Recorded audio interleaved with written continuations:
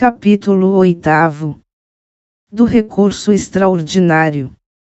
Arts. 632 a 636. Revogados pela Lei nº 3.396, de 2 de junho de 1958. Art. 637. O recurso extraordinário não tem efeito suspensivo, e uma vez arrazoados pelo recorrido os autos do traslado, os originais baixarão à primeira instância, para a execução da sentença. Art. 638. O recurso extraordinário será processado e julgado no Supremo Tribunal Federal na forma estabelecida pelo respectivo regimento interno. Capítulo 9. Da Carta Testemunhável. Art. 639. Dar-se a carta testemunhável. E, da decisão que denegar o recurso. Segunda, da que, admitindo embora o recurso, obstar a sua expedição e seguimento para o juízo ad quem. Art. 640. A carta testemunhável será requerida ao escrivão, ou ao secretário do tribunal, conforme o caso, nas 48 horas seguintes ao despacho que denegar o recurso, indicando o requerente as peças do processo que deverão ser trasladadas. Art. 641.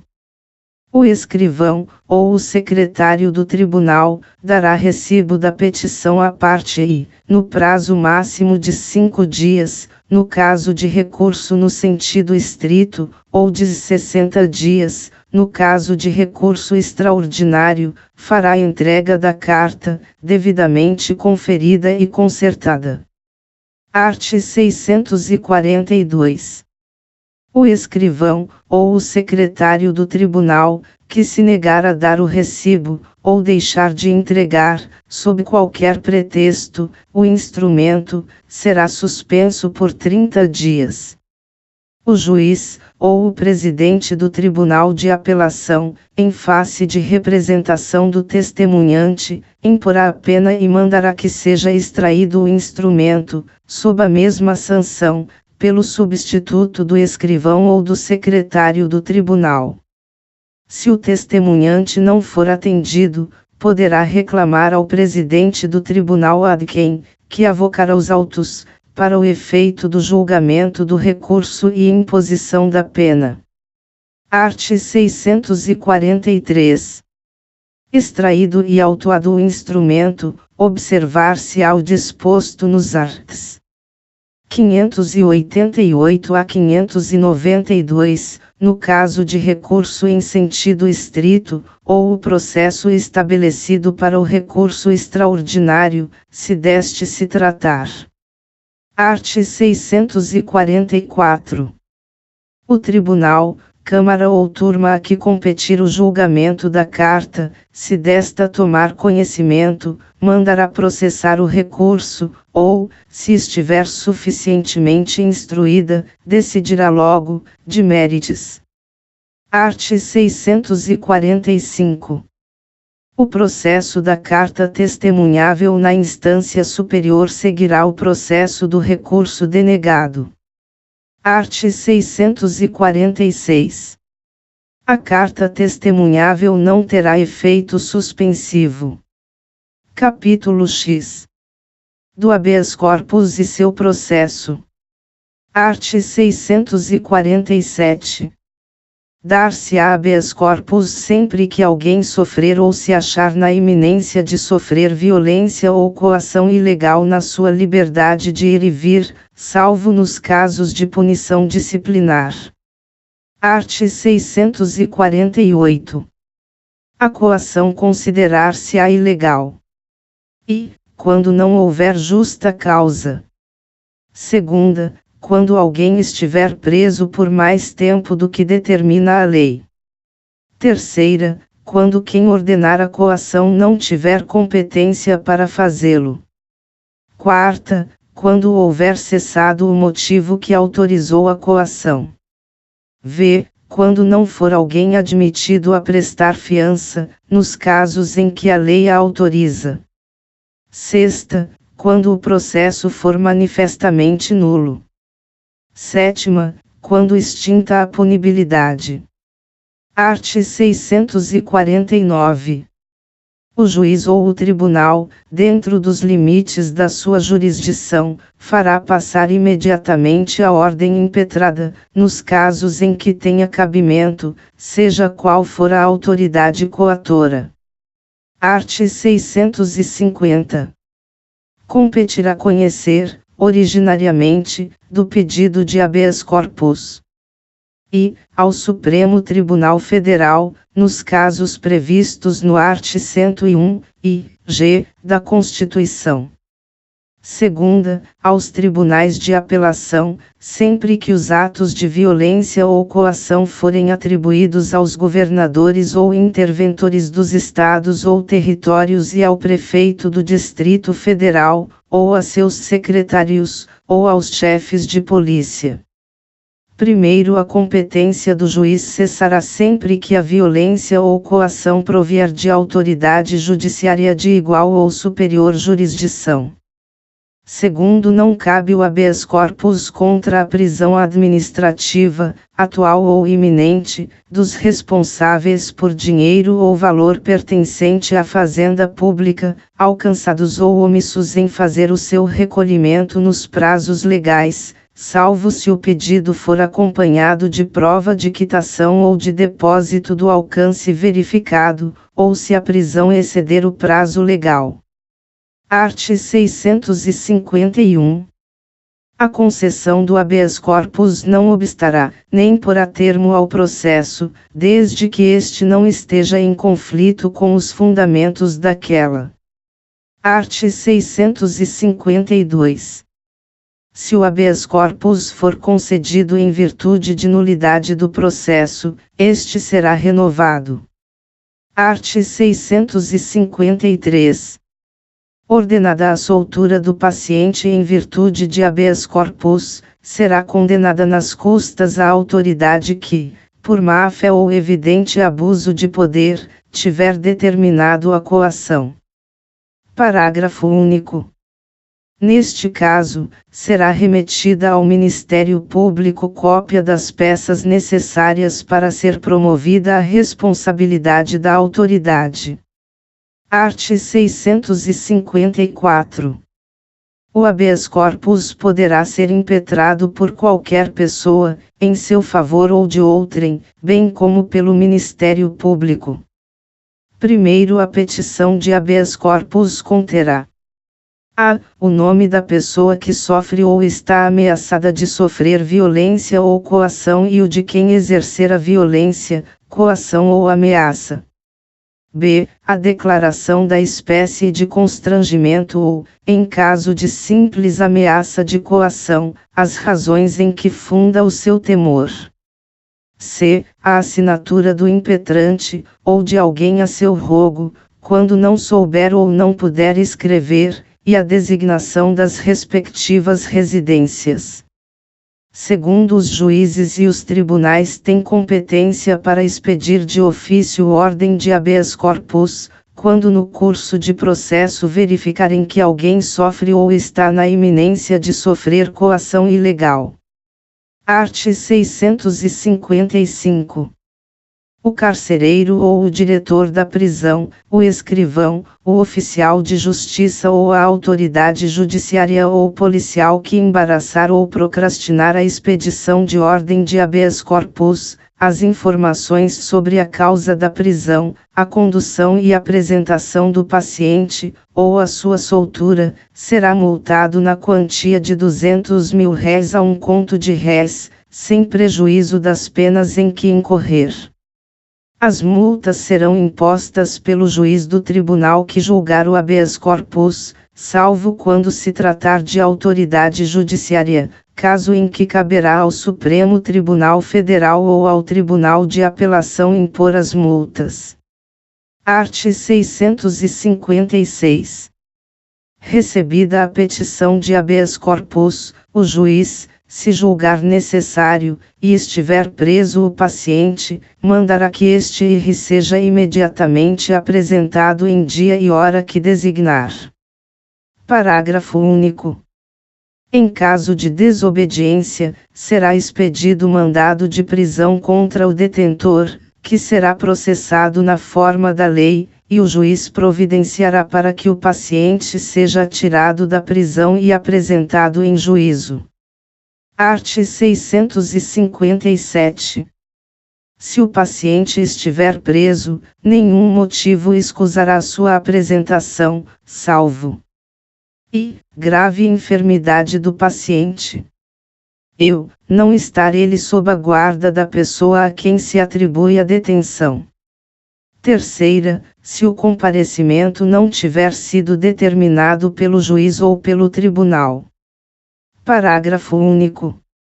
O juiz poderá ir ao local em que o paciente se encontrar, se este não puder ser apresentado por motivo de doença. Art. 658. O detentor declarará a ordem de quem o paciente estiver preso. Art. 659. Se o juiz ou o tribunal verificar que já cessou a violência ou coação ilegal, julgará prejudicado o pedido. Art. 660. Efetuadas as diligências, e interrogado o paciente, o juiz decidirá, fundamentadamente, dentro de 24 horas. Primeiro, se a decisão for favorável ao paciente, será logo posto em liberdade, salvo se por outro motivo dever ser mantido na prisão.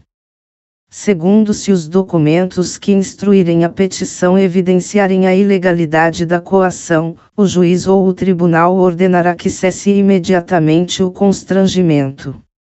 Terceiro, se a ilegalidade decorrer do fato de não ter sido o paciente admitido a prestar fiança, o juiz arbitrará o valor desta, que poderá ser prestada perante ele, remetendo, neste caso, à autoridade os respectivos autos, para serem anexados aos do inquérito policial ou aos do processo judicial.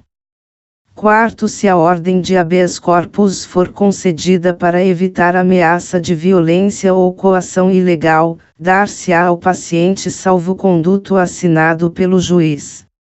Quinto, será incontinenti enviada cópia da decisão à autoridade que tiver ordenado a prisão ou tiver o paciente à sua disposição, a fim de juntar-se aos autos do processo.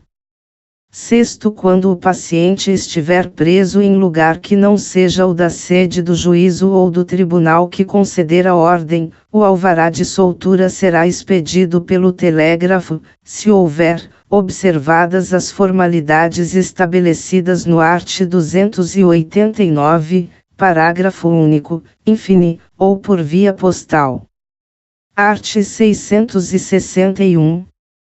Em caso de competência originária do Tribunal de Apelação, a petição de habeas corpus será apresentada ao secretário, que a enviará imediatamente ao presidente do tribunal, ou da Câmara Criminal, ou da turma, que estiver reunida, ou primeiro tiver de reunir-se.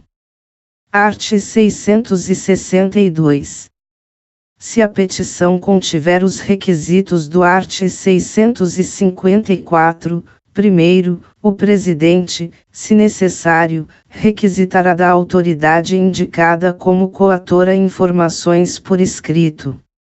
Faltando, porém, qualquer daqueles requisitos, o presidente mandará preenchê-lo, logo que lhe for apresentada a petição. Art. 663. As diligências do artigo anterior não serão ordenadas, se o presidente entender que o habeas corpus deva ser indeferido in limine. Nesse caso, levará a petição ao tribunal, Câmara ou turma, para que delibere a respeito. Art. 664. Recebidas as informações, ou dispensadas, o habeas corpus será julgado na primeira sessão, podendo, entretanto, adiar-se o julgamento para a sessão seguinte. Parágrafo único. A decisão será tomada por maioria de votos.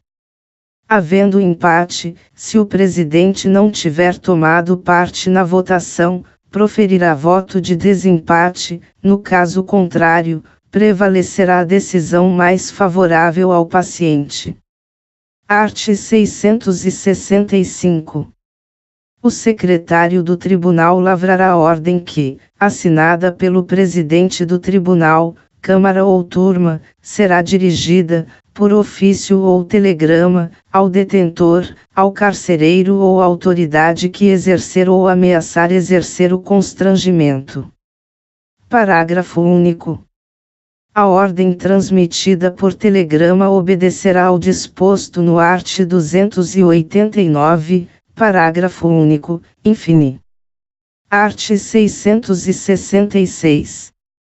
Os regimentos dos tribunais de apelação estabelecerão as normas complementares para o processo e julgamento do pedido de habeas corpus de sua competência originária.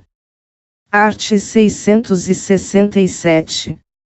No processo e julgamento do habeas corpus de competência originária do Supremo Tribunal Federal, bem como nos de recurso das decisões de última ou única instância, denegatórias de habeas corpus, observar-se-á, no que lhes for aplicável, o disposto nos artigos anteriores, devendo o regimento interno do Tribunal estabelecer as regras complementares. Livro 4. Da execução. Título I. Disposições gerais. Art. 668. A execução, onde não houver juiz especial, incumbirá ao juiz da sentença, ou, se a decisão for do tribunal do júri, ao seu presidente. Parágrafo único.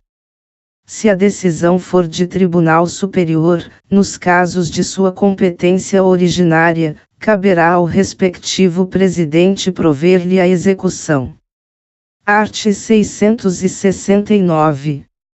Só depois de passar em julgado, será execuível a sentença, salvo.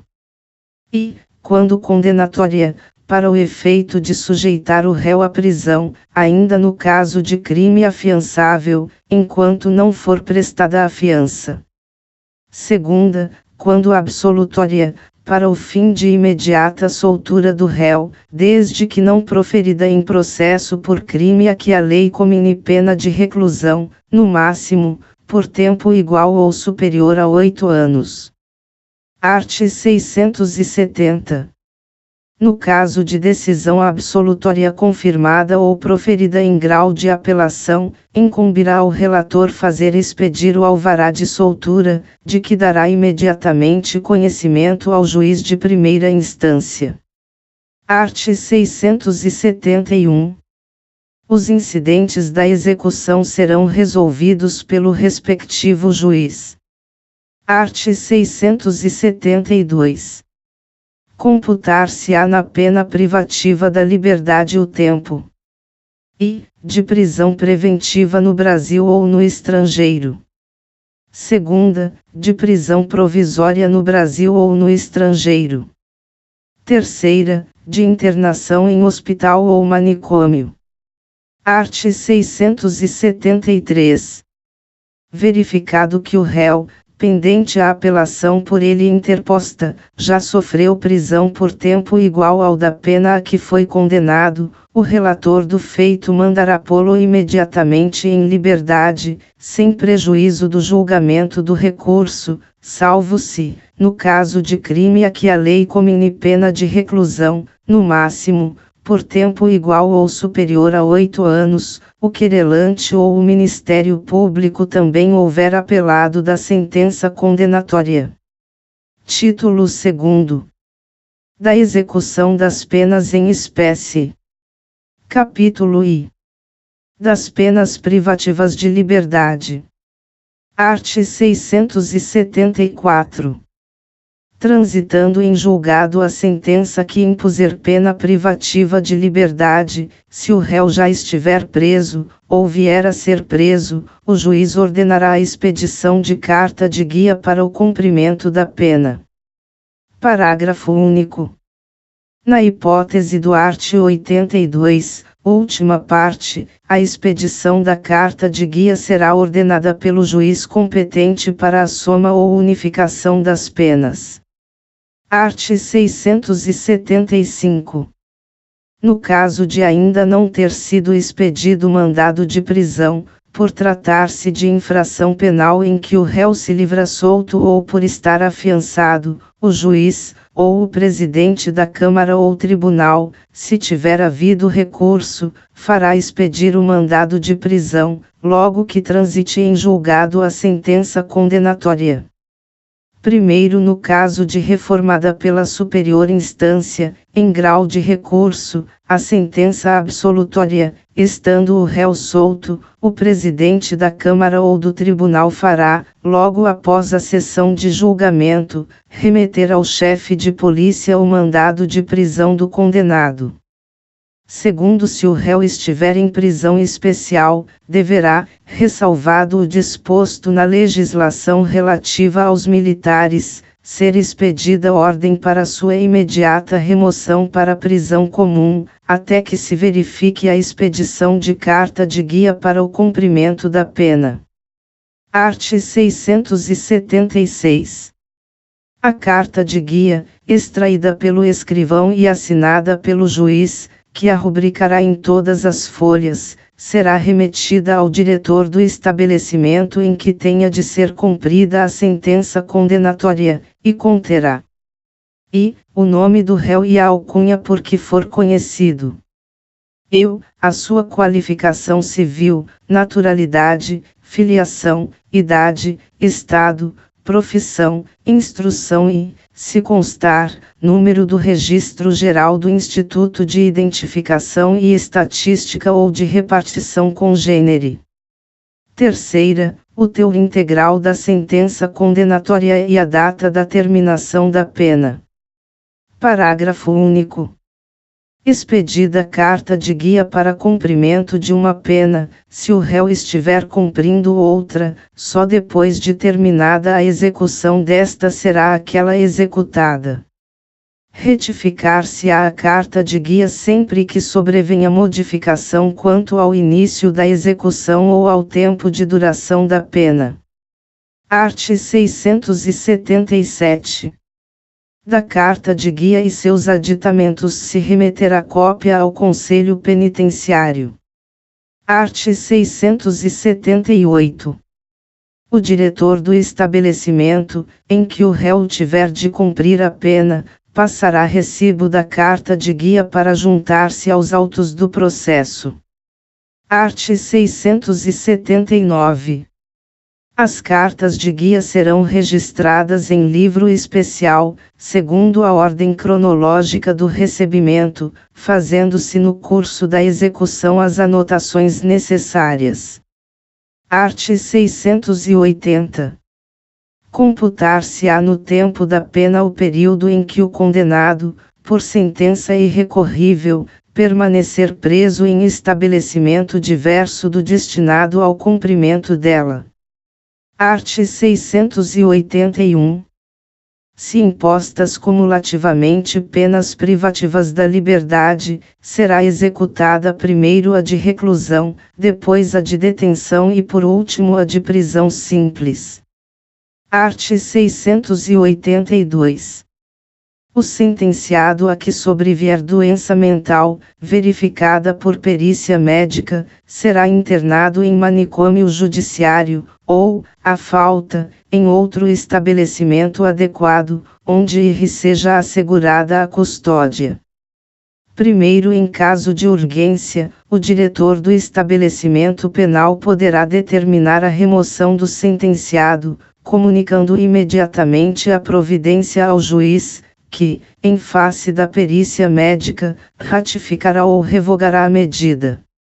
Segundo, se a internação se prolongar até o término do prazo restante da pena e não houver sido imposta medida de segurança detentiva, o indivíduo terá o destino aconselhado pela sua enfermidade, feita a devida comunicação ao juiz de incapazes. Art. 683. O diretor da prisão a que o réu tiver sido recolhido provisoriamente ou em cumprimento de pena comunicará imediatamente ao juiz o óbito, a fuga ou a soltura do detido ou sentenciado para que fique constando dos autos. Parágrafo único. A certidão de óbito acompanhará a comunicação. Art. 684. A recaptura do réu evadido não depende de prévia ordem judicial e poderá ser efetuada por qualquer pessoa. Art. 685. Cumprida ou extinta a pena, o condenado será posto, imediatamente, em liberdade, mediante alvará do juiz, no qual se ressalvará a hipótese de dever o condenado continuar na prisão por outro motivo legal. Parágrafo único. Se tiver sido imposta medida de segurança detentiva, o condenado será removido para estabelecimento adequado. Art. 762. Capítulo 2. Das penas pecuniárias. Art. 686. A pena de multa será paga dentro em 10 dias após haver transitado em julgado a sentença que a impuser. Parágrafo único. Se interposto recurso da sentença, esse prazo será contado do dia em que o juiz ordenar o cumprimento da decisão da superior instância. Art. 687. O juiz poderá, desde que o condenado o requeira, e prorrogar o prazo do pagamento da multa até 3 meses, se as circunstâncias justificarem essa prorrogação. Segunda, permitir, nas mesmas circunstâncias, que o pagamento se faça em parcelas mensais, no prazo que fixar, mediante caução real ou fidejussória, quando necessário. Redação dada pela Lei nº 6.416, de 24 de maio de 1977. Primeiro, o requerimento, tanto no caso do NUI, como no do segundo, será feito dentro do decêndio concedido para o pagamento da multa. Segundo, a permissão para o pagamento em parcelas será revogada, se o juiz verificar que o condenado dela se vale para fraudar a execução da pena. Nesse caso, a caução resolver-se-á em valor monetário, devolvendo-se ao condenado o que exceder a satisfação da multa e das custas processuais. Redação dada pela Lei nº 6.416, de 24 de maio de 1977. Art. 688. Findo o decêndio ou a prorrogação sem que o condenado efetue o pagamento, ou ocorrendo a hipótese prevista no segundo do artigo anterior, observar-se-á o seguinte: e, possuindo o condenado bens sobre os quais possa recair a execução, será extraída certidão da sentença condenatória, a fim de que o Ministério Público proceda à cobrança judicial. Segunda, sendo o condenado insolvente, far-se-á a cobrança. A, mediante desconto de 4ª parte de sua remuneração, arts. 29, 1º, e 37 do Código Penal, quando cumprir pena privativa da liberdade, cumulativamente imposta com a de multa. B, mediante desconto em seu vencimento ou salário, se, cumprida a pena privativa da liberdade, ou concedido o livramento condicional, a multa não houver sido resgatada. C, mediante esse desconto, se a multa for a única pena imposta ou no caso de suspensão condicional da pena. Primeiro, o desconto, nos casos das letras B e C, será feito mediante ordem ao empregador, à repartição competente ou à administração da entidade paraestatal, e, antes de fixá-lo, o juiz requisitará informações e ordenará diligências, inclusive arbitramento, quando necessário, para observância do art. 37, terceiro, do Código Penal. Segundo, sob pena de desobediência e sem prejuízo da execução a que ficará sujeito, o empregador será intimado a recolher mensalmente, até o dia fixado pelo juiz, a importância correspondente ao desconto, em selo penitenciário, que será inutilizado nos autos pelo juiz. Terceiro, se o condenado for funcionário estadual ou municipal ou empregado de entidade paraestatal, a importância do desconto será, semestralmente, recolhida ao Tesouro Nacional, Delegacia Fiscal ou Coletoria Federal, como receita do selo penitenciário. Quarto, as quantias descontadas em folha de pagamento de funcionário federal constituirão renda do selo penitenciário. Art. 689. A multa será convertida, à razão de R$ 10.000 por dia, em detenção ou prisão simples, no caso de crime ou de contravenção. E, se o condenado solvente frustrar o pagamento da multa. Segunda, se não forem pagas pelo condenado solvente as parcelas mensais autorizadas sem garantia. Redação dada pela Lei nº 6.416, de 24 de maio de 1977. Primeiro, se o juiz reconhecer desde logo a existência de causa para a conversão, a ela procederá de ofício ou a requerimento do Ministério Público, independentemente de audiência do condenado. Caso contrário, depois de ouvir o condenado, se encontrado no lugar da sede do juízo, poderá admitir a apresentação de prova pelas partes, inclusive testemunhal, no prazo de 3 dias. Segundo o juiz, desde que transite em julgado a decisão, ordenará a expedição de mandado de prisão ou aditamento à carta de guia, conforme esteja o condenado solto ou em cumprimento de pena privativa da liberdade.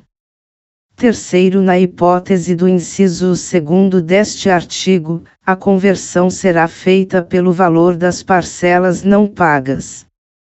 Incluído pela Lei nº 6.416, de 24 de maio de 1977. Art. 690. O juiz tornará sem efeito a conversão, expedindo alvará de soltura ou cassando a ordem de prisão, se o condenado, em qualquer tempo, e pagar a multa. Segunda, prestar caução real ou fidejussória que reassegure o pagamento. Parágrafo único. No caso do no segundo, antes de homologada a caução, será ouvido o Ministério Público dentro do prazo de 2 dias.